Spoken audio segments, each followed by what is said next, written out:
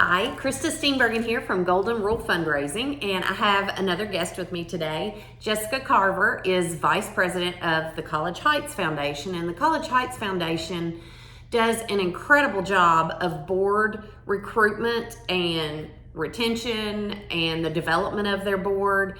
And they've done a really great job of using the resources that their board brings to the table. Not all nonprofits are good at that stuff. So I wanted to get together with Jessica today. In addition to her role at the College Heights Foundation, she is a volunteer for the Bowling Green community with some of the larger nonprofits, especially the Salvation Army. And I know she's done a lot of things with their board and is coming at it from the side of being recruited also. So Jessica has some real gems today on how you can get your nonprofit started if you don't have a board, how to look at forming one, and perhaps if you do have a board, it might be time to rethink some of your policies and some of the ways that you use that board. So Jessica Carver, thank you for being here today. Thank you so much for having me, Krista. Absolutely.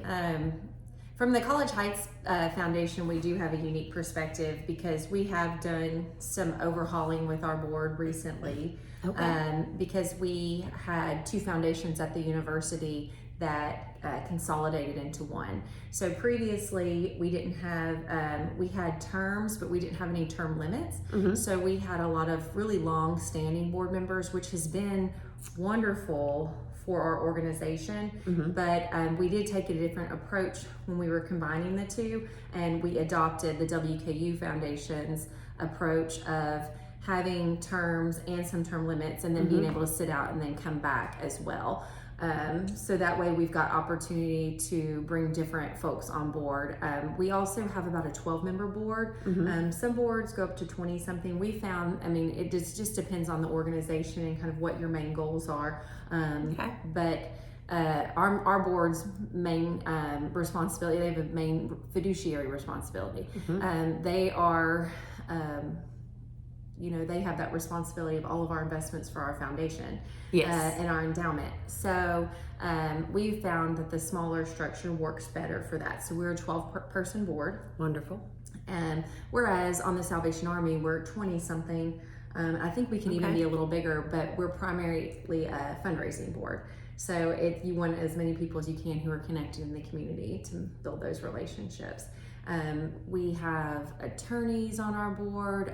We actually just recently had an HR specialist. And this is the Salvation Army board. This is the College Heights Foundation. Okay, College Heights Foundation. So yeah, sorry, I'm switching back and forth. But we had, with the combination of the two foundations, we also started doing kind of separated further from the university, in that we are doing all of our own HR responsibilities now, as far as payroll, and then just keeping track of health insurance and vacation days and all of that. So it was good to bring someone on board with that expertise who could guide us there, especially as we continue to refine and do different policies.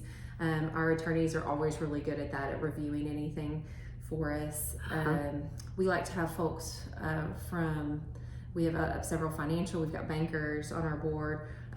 We like to have diversity on our board, as far as just folks that are different professions, different ages, coming from different backgrounds. We've got some that are not living in Bowling Green, that live in other places, so that are big supporters of the university. And we also like to find folks that have a vested interest. Absolutely. A lot of our board members already had established funds here. We know that, again, they have that fiduciary responsibility, so they are vested in what we're doing. So I've noticed that you guys do a really good job of recruiting personal and professional relationships to your board. So you know what those people bring to the table before you decide to add them. I know a lot of foundations don't always use their board members in a professional capacity. Do you guys still invest with the financial advisor who's on your board? Obviously you use the HR professional to make sure that your HR policies were what they needed to be, and things like that. Tell me a little bit more about that. Yeah, there's a couple schools of thought there too. Some foundations will invest with larger advisors who maybe have a lot of, like they've got the niche in the endowment world, university endowments. We have found it's worked for us. We do RFPs and you know, like any organization, to hire in our accounting firm who does our audit, our bankers who we have all our deposits through with the foundation, and we cut checks from, and then our financial advisors as well. And so it just so happens that it's worked out for us the past several times that it be somebody local that has kind of won over that business.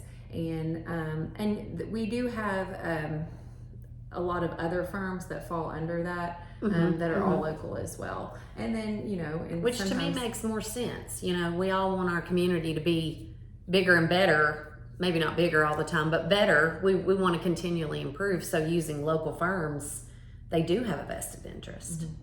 And so, and there's a trust there too. We value those folks locally that have helped us. So we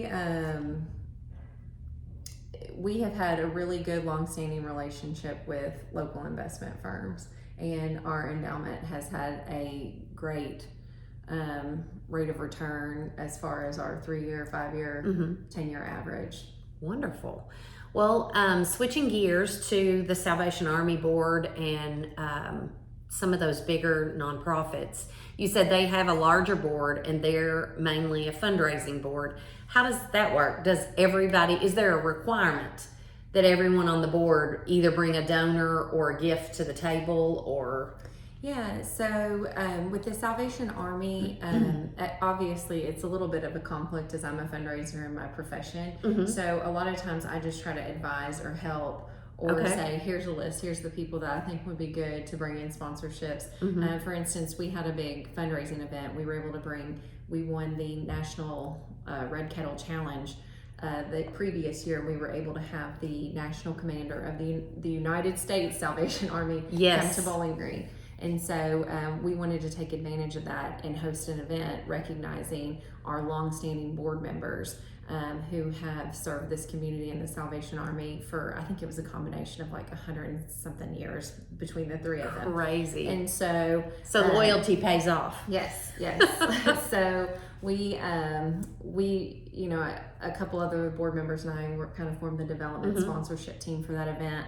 And we would just they made a lot of the asks, and then we just made the big list, and I kind of helped brainstorm with all of that, and almost provide more of a consultant point of view as far as, but a lot of the folks will make the ask, or like you said, they will give of their time, their talent, or their treasure. Yes. Or everybody pitched in and gave their time for that event, whether they were able to give personally or solicit other folks. And a lot of these folks work at different banks or things in town who are very committed to the community, and so they give back. But yes, we have goals, and Salvation Army, it's around Christmas.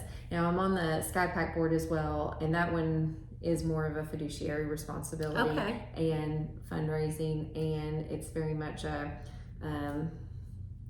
getting out everything that's going on at SkyPack and making sure you're a good steward and of whatever board or organization you're serving. And so I would say that too. You want to make sure that they're representing your organization well in the community. They're talking favorably and whenever they can about your organization, and kind of getting the messaging out there, the right messaging. Great. Well, 10 minutes is not very long. I always find myself running up against the clock, but this is some great information. Make sure you are recruiting your friends to your board. I know it's easy to say, oh, that fella's really important in our community, and forget that you need someone who believes in you and is willing to invest in you to be on your board. And that is always where you start, whether you have a board with fiduciary responsibility or whether you are recruiting a fundraising board or any kind of activity. Make sure you look at your friends before you get started. Thank you so much, Jessica, and we look forward to hearing from you again.